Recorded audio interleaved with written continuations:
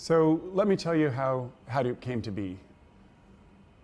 About 10 years ago, in around 2003, I was working on an open source web search engine called Nutch. And we knew it needed to be something very scalable because the web was billions of pages, terabytes, petabytes of data that we needed to be able to process.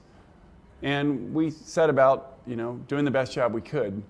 And it was tough. We got things up and running on 4 or 5 machines, not very well. And around that time, Google published some papers about how they were doing things internally.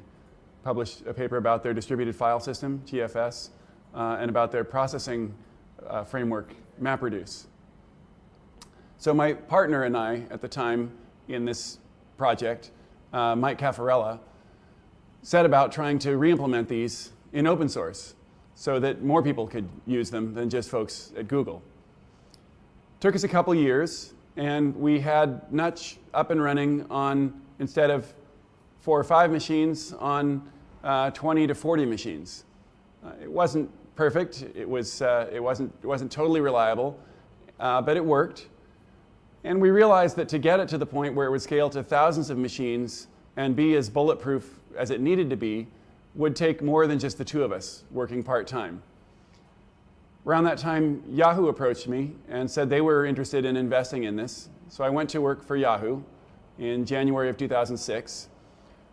First thing I did there was we took the parts of Nutch that were a distributed computing platform and put them into a separate project, a new project christened Hadoop. Over the next couple of years, with Yahoo's help and the help of others, we took Hadoop and really got it to the point where it did scale to petabytes and running on thousands of processors and doing so quite reliably.